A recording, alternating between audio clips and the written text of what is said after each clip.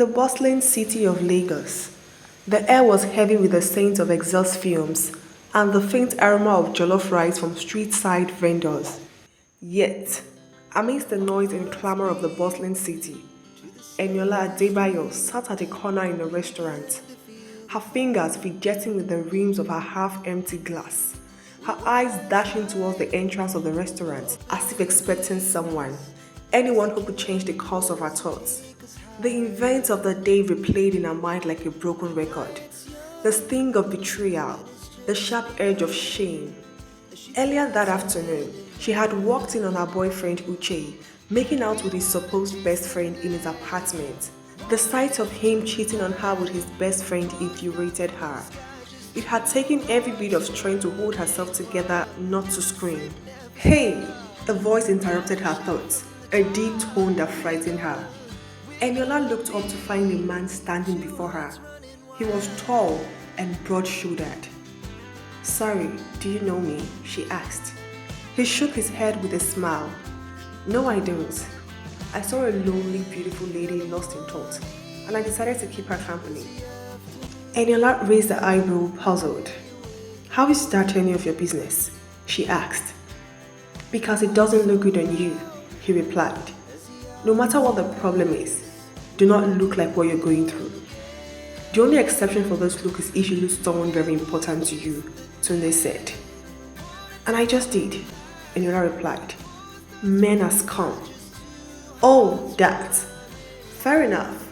Women are the same thing, but they don't like to admit it," he said. "Well, that wasn't the kind of losing a person I meant. But then again, how do you see this? Walking into my room and finding another man laying with my fiancée in my bedroom, my private space." "Oh, wow." Eniola's face marked with sympathy. "I am so sorry to hear that. Your fiancé?" she asked.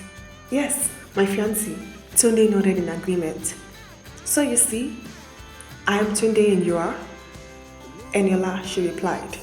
And for the first time that day, the raw ache in her chest shifted slightly.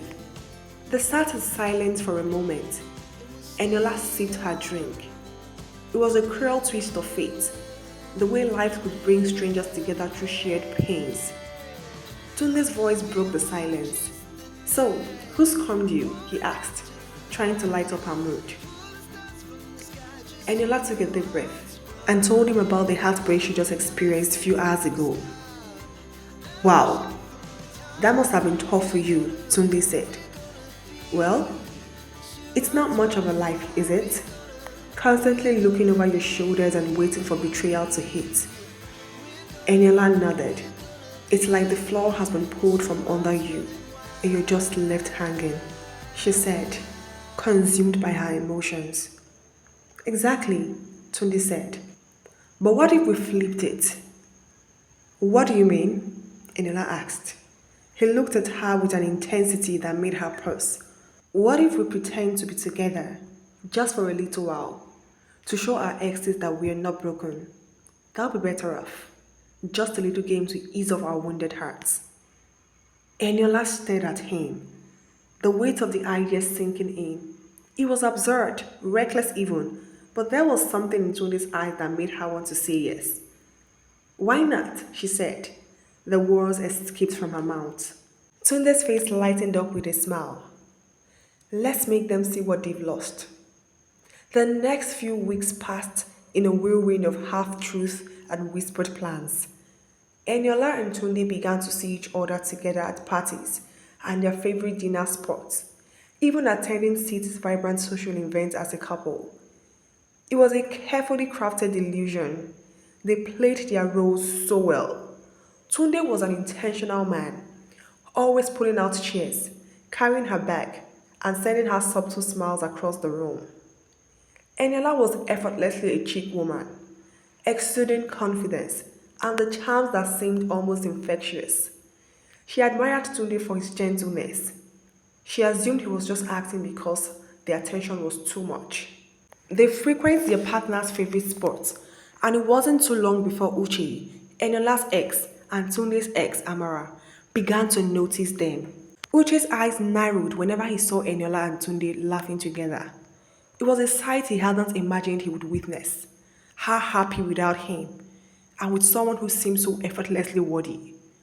Amara, on the other hand, wore her jealousy like a badge, her sharp tongue lashing out in sly comments whenever she and Eniola crossed paths. But as the days turned into weeks, the lines between pretense and reality began to blur.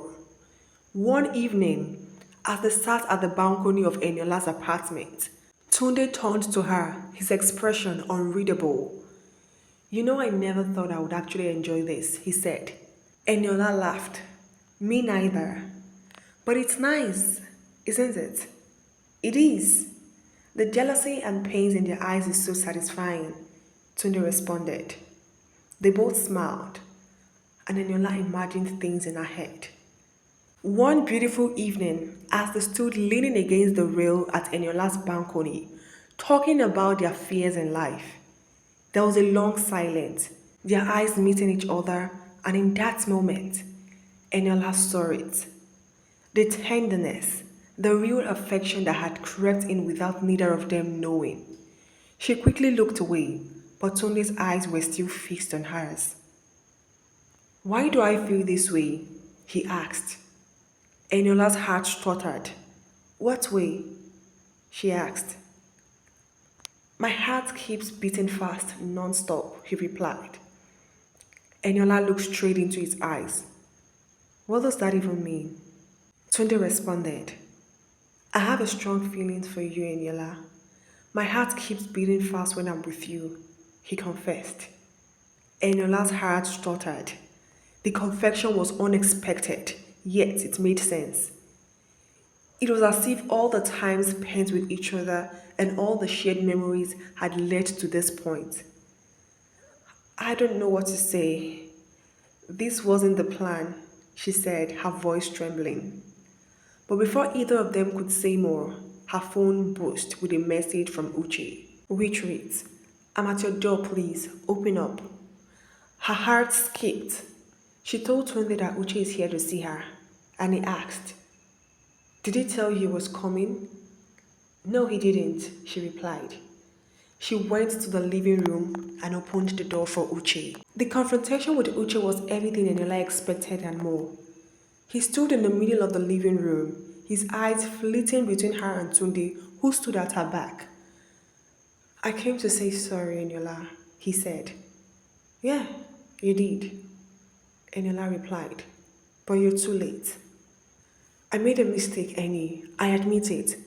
But you didn't give me a chance to explain myself. You just shut me out of your life just like that, he cried out.